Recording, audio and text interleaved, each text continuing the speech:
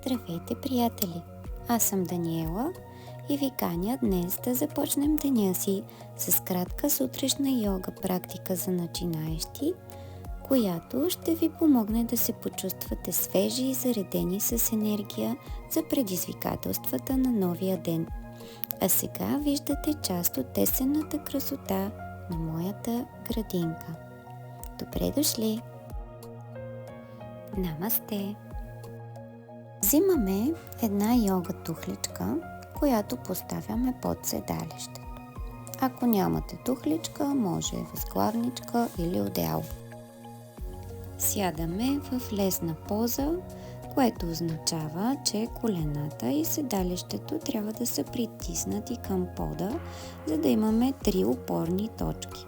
Изправяме хубаво гърба и започваме да вдишваме и да издишваме, като огъвкавяваме гръбнака напред и назад. Вдишваме напред, издишваме назад. Вдишваме напред, издишваме назад.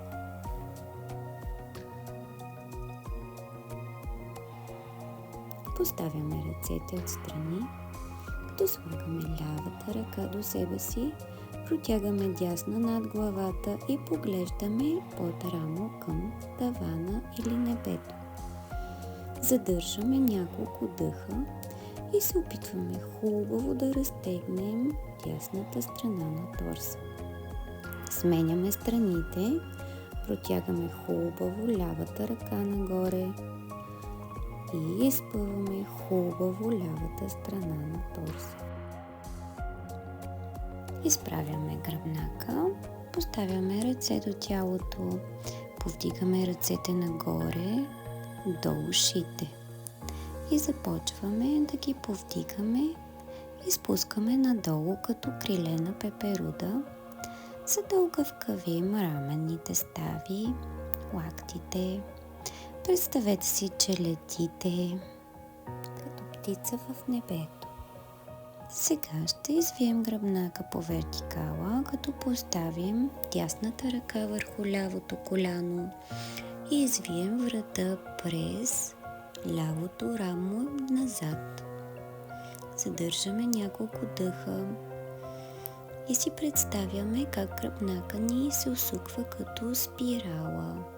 Сменяме страните, поставяме лявата ръка върху дясното коляно, обръщаме назад, врата през дясно рамо, дясната ръка е плътно до седалището.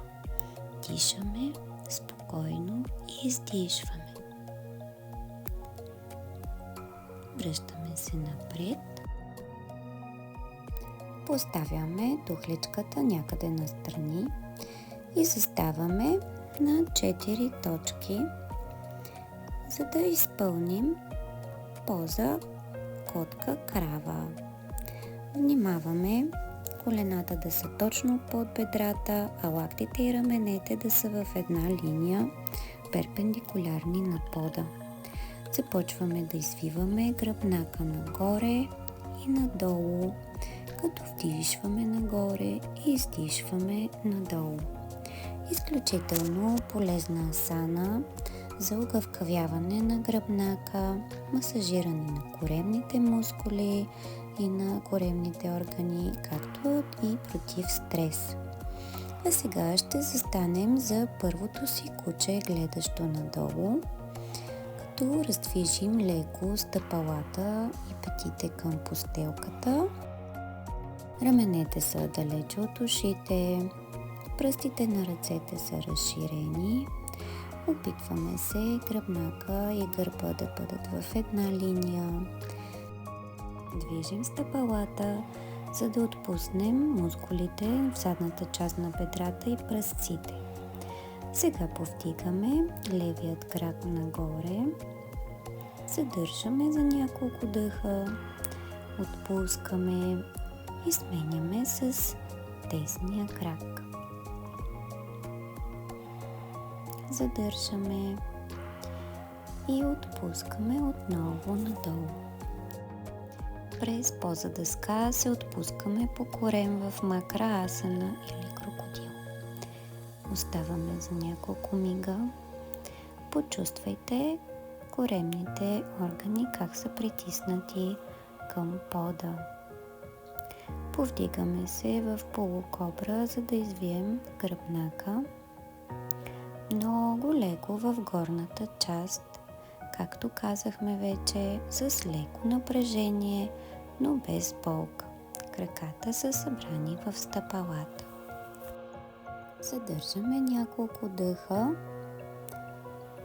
докато е комфортно за тялото и отпускаме врата надолу. След което заставаме в детска поза или бала асана. Който може и тялото му позволява, нека да разтвори колене, да постави седалището върху петите и да отпусне главата и гърдите напред към постелката. Дишайте и леко след това се изправяме и сядаме върху петите. Преместваме се отново в куче, гледащо надолу.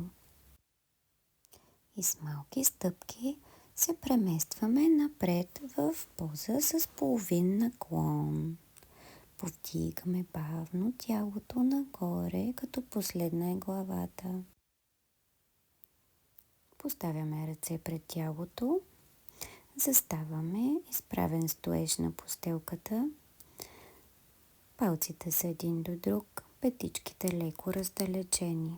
Подготвяме се за поза дърво. Погледа е фокусиран върху една точка срещу нас. Повдигаме левият крак на място, което е комфортно, за да можем да запазим баланс. За по-напредналите може и по този начин. Заземяваме се. Повдигаме ръце нагоре. Протягаме се. Запазваме нашия баланс. И отпускаме. Ръцете и краката раздвижваме леко. Сменяме с десен крак. Поставяме го на височината, която ни е комфортна. Концентрираме погледа си напред и повдигаме ръце. Представяме си, че ръцете ни са клоните или короната на нашето дърво. Отпускаме. Сядаме в лесна поза отново. Благодаря ви, че днес бяхте с мен. Пожелавам ви лекота и хармония през целия ден. Намасте!